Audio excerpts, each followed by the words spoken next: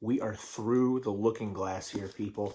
We are in a whole new world post Apush test 2020, which means all the rules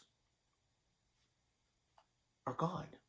We can do whatever we want, just like Alice in Wonderland. So here's what we're going to do. We're going to do something entirely different. I know yesterday you took hopefully you had a chance to take a look at our next work that will take us the next 3 weeks to the end of the school year, June 5th, and that is our American Monuments Project. I did this last year with my Apush students, and it turned out really, really well. I was really impressed. But what they were able to do and what you're going to be able to do based on our current situation is a little different. So I had to modify it. So that's why it's a little different. If you are a part of some of our the audience from Miss Symes' class and others last year, you got to see kind of what students did. This is going to be a little different. So I want to talk a little bit about it and open it up so that you maybe have some questions based on the rubric, maybe questions based on your comment, and then one of your assignments here is to post some questions. So enough of me babbling about that. Let's talk about what I want to talk about. So this is my vision for the American Monuments Project. It's twofold. One, I don't want to leave this year without you kind of understanding about periods 8 and 9. But I also don't want it to be just like a regular class with me creating videos about lectures and you doing reading from the textbook and all that. I want it to be more personable. I want it to be a little more independent. I want it to be something we can all share at the end. So that's why I thought this monument project would be great. So this is the main gist of the whole idea. The idea is this. You have been assigned based on the rubric. You'll find your little name there, and you go to the side, there's a topic. And each one of these topics is the subject of a monument that you're going to propose. Now, your task is threefold. One, you have to research what this event was. All of them took place in periods 8 and 9. All of these events are in your textbook, and that's the starting point for your research as you continue on and find credible sources to research your subject for your monument. That's where you're going to begin. The first part is you're going to be writing a proposal. A proposal is a suggestion, a persuasive suggestion to build a monument honoring this event. Now, some of the events are really exciting events, like the Apollo 11. Obviously, that should be a monument to the Apollo program and the first landing on the moon. But there are other events, like for instance, the Tet Offensive, which is not necessarily something that should be celebrated, but it should be sort of memorialized. So there's two kind of very different views of these monuments based on your subject. It's your job to write a persuasive paper that explains the importance of this event, and that's where the research comes in. What happened, why did it happen, and what was the impact of why it happened, and then explain why this is important. Why should we remember this as a society? How has this impacted us as a culture and as a government and as a people?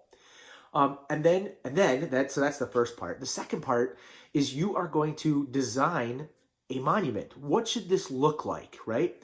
We have all seen those monuments in Washington, D.C. You've seen pictures of them.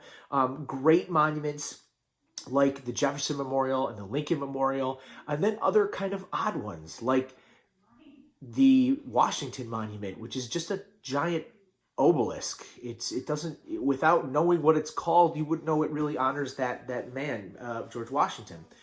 There are other monuments, specifically the Korean War Monument, which if you've ever been to Washington, D.C., you've probably noticed this one. It's one of the more famous, more popular ones, and rightly so. It's Korean War soldiers moving through a field. You kind of get to walk through it. It's very touching, very moving, very powerful, and it tells a story.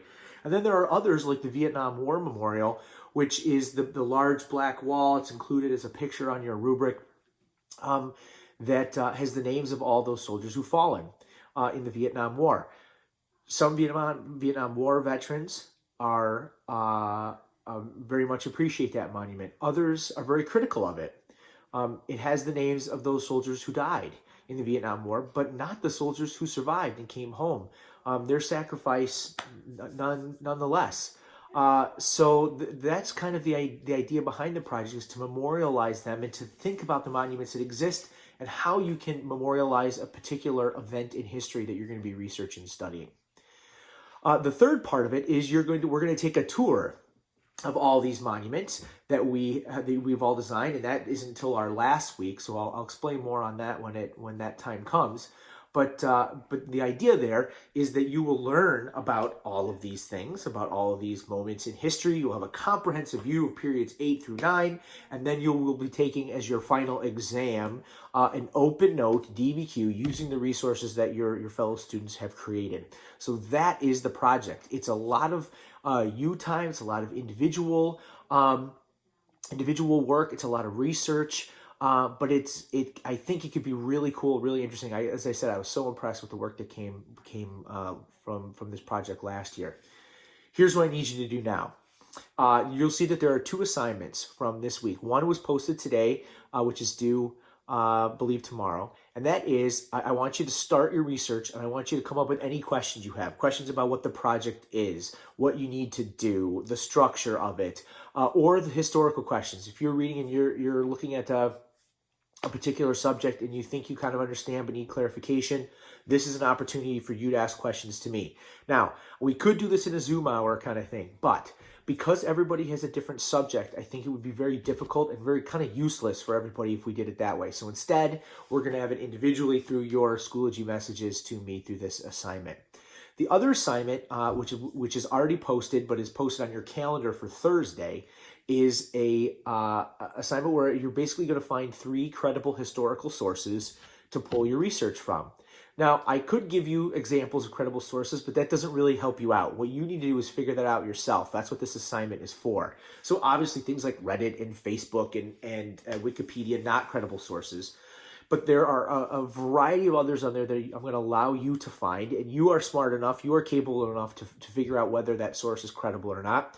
You are going to send me the link, tell me a little bit about what you learned from it, and then I'll contact you or respond to comments. These are good, or maybe you want to look at this source a little bit. This is not so great. Find something else.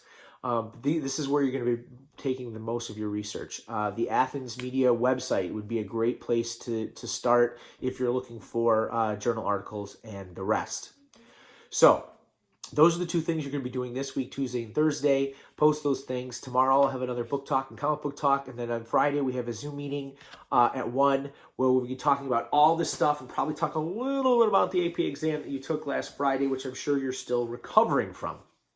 So that is that. So this is going to be the end of the year. It's pretty simple. I thought instead of giving you lots of multiple assignments, I'd give you one project and be done with it. And so that's what we are going to do. If you have, you will have questions. Make sure you complete that assignment so I can get back to you as soon as possible so you can continue on in your research. And until then, I'm going to check out what Alice is up to.